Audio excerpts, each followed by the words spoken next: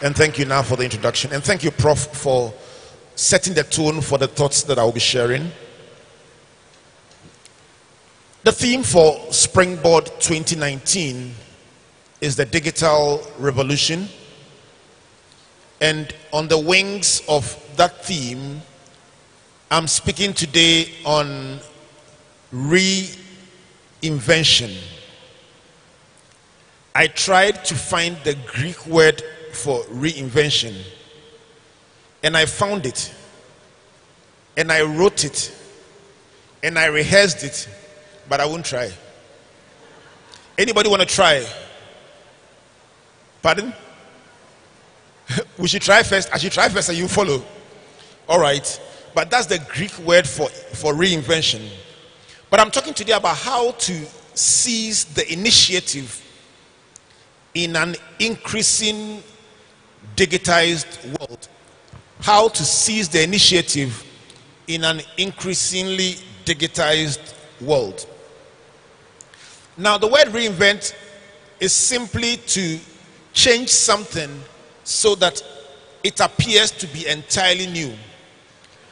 My thoughts were influenced by this show on TV called Extreme Makeover. Extreme Makeover is where they take either a house that is run down, tear it apart, renovate it, paint it, and they outdoor it. And when you see the pictures, you are like, is this the same house that they showed before? And the climax of the show, they show you before and after. The other version of Extreme Makeover is to take a human being who maybe is not very, very, very polished, and then get experts to groom the person, work on the person, change the hairstyle, the dress sense, and everything. And when you see the version 2.0, you ask yourself, is that the same person? It is my hope, my prayer, my desire that the version 2.0 of your life will be a far higher, far nicer, far more advanced version than the version 1.0. Somebody say, I hear you. And so those are the thoughts that I'm going to try and share today. I am influenced by two books in sharing these thoughts. The first one is Who Moved My Cheese? The story about mice who were living in a place, and they had a place where they always go and eat some cheese. And one day they went and there were some incremental changes. Little by little, things were changing, and it wasn't very visible, but their world was changing, and there were different reactions to the change. Some moved very fast, but some kept wondering why the cheese was not where they expected it to be. In his submission earlier, Prof alluded to the fact that sometimes we assume that what we want should be where we want it to be. But the world is changing. Somebody say, our world is changing. The second story is called Our Iceberg is Melting. Those two are very related. Now, Who Moved My Cheese was written by Spencer Johnson, and Our Iceberg is Melting by John Cotter. And Our Iceberg is Melting is a story about penguins living on an iceberg, and how the iceberg was melting and their world was changing, and the different reactions to that same change. My conclusion from these two books is very simple. Reinvent or die. Change or die. Now when I say die, and I'm talking to 18 to 35-year-olds, somebody's asking me, will you die physically? No. You can be alive but dead. Dead because the options, the changes, the emerging trends, you are disqualified from it. You see, if you drive in Ghana, you drive on the right since the 4th of August 1974. Yes. But when you go to the UK, they drive on the left. So if you don't know and you drive out with your car and you drive on the right, you see, you are alive but you are dead. You are on the wrong side of things. And the British police will teach you a lesson or two. So I'm saying that if you are disconnected from where the world is going, you are physically alive, but in the terms of relevance, you are dead. So the lesson is simple: reinvent or die. Let me give you an idea about 10 everyday things that we see and use in our homes, in our work, that did not exist 10 years ago. To give you an idea about the fact that you can be fine today and by 2029 you will be totally extinct. The first one, and I'm driving from March the 9th 2009, and it was a Monday, exactly 10 years ago. The first thing that didn't exist was Uber. Uber didn't exist, and yet today probably majority of us here, how many of you have used Uber before? Let me see by hand. There you go. For some of us it's a daily routine, but 10 years ago Uber didn't exist. The second thing was iPad. iPad is exactly what I'm using on the stage today. It came on board in 2010. That means 10 years ago, if you mentioned iPad, they will say, which animal is that? The third one was Instagram. How many of you are on Instagram? Let me see by hand. There you go. Majority of you, Instagram was invented in 2010. 10 years ago, it didn't exist. Fourth one, Snapchat. How many are on Snapchat? All right. So Snapchat was invented in 2011, and at that time it was called Peekaboo. The fifth, Apple Watch,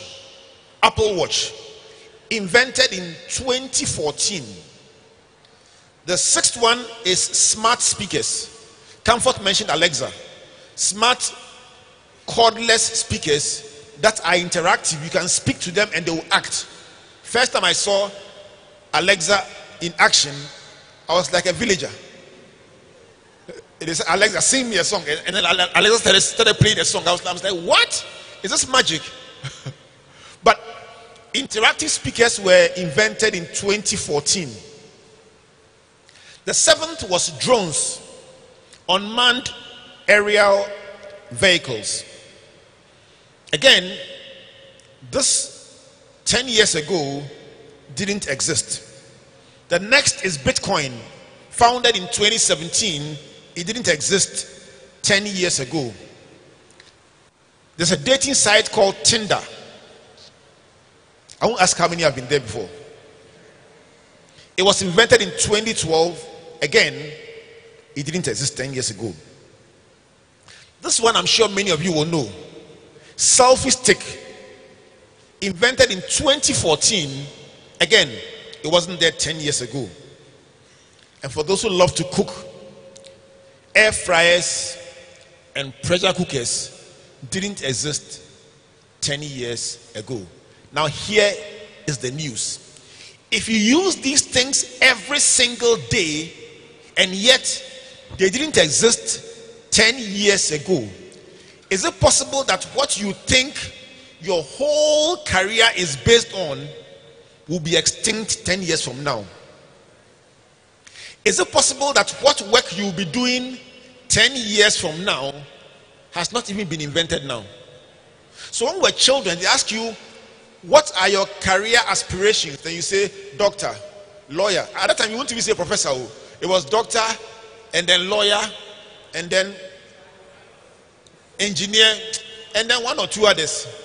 A lot of the big ones today were not even considered at that time. And yet, guess what? Our world is changing. Let me give you another picture. Jobs that are big today that didn't exist 10 years ago. So for those in those jobs, when they were in school 10 years ago, when you ask them, they will tell you, I want to become a lawyer, a pilot, a doctor, a professor, a soldier, whatever. But guess what they are doing now? First one, social media manager. It's somebody's full-time job, earning good money. 10 years ago, it didn't exist. Second one, growth hacker. Hacking is somebody's full-time job. It didn't exist. Third one, telemedicine physician.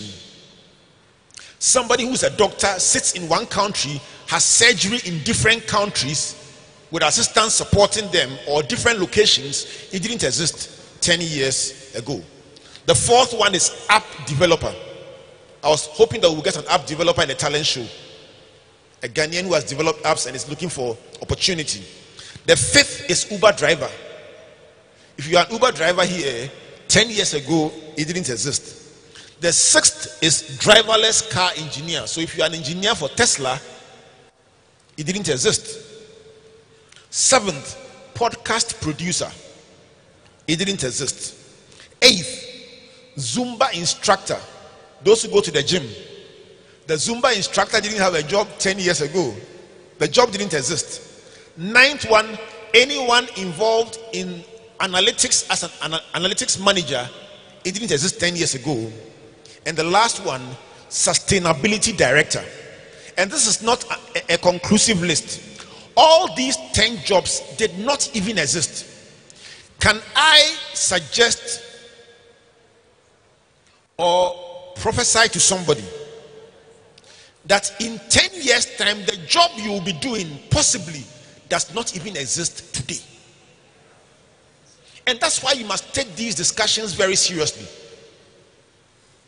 Because, as Comfort rightly said, as the iceberg melts and the cheese moves, the thing you are hanging on to, it is melting.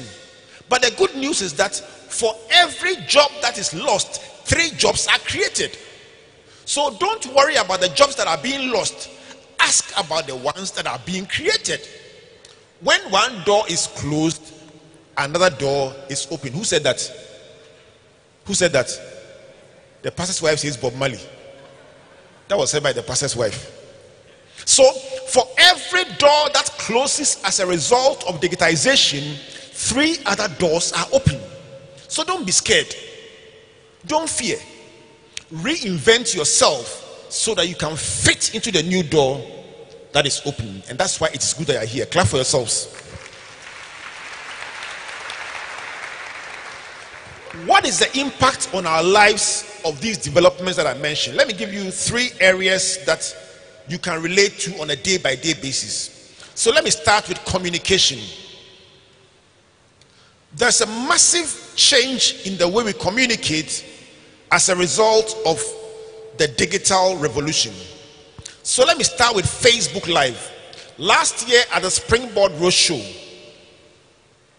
a program we had started in Accra, grown from one city to all 10 regional capitals, and then gone to 15 cities in Ghana, then eventually gone to 3 countries, Ghana, Gambia, and Nigeria. We sat down and said, let's reinvent this thing, because now every town says, come here. Even if you went to one town a week, we still wouldn't be able to finish. So in today's world, that the porter or KIU can be an active participant on her phone, there is no one who will be left out if we transfer the whole Springboard experience onto your phone. And so guess what? Starting last year, we compressed Springboard into a 3-city event and garnered 1 million digital viewers, virtual participants. And so physical attendees did not exceed 10,000, but digital attendees 1 million. We are doing the same thing this year. Physical attendees will not exceed 10,000,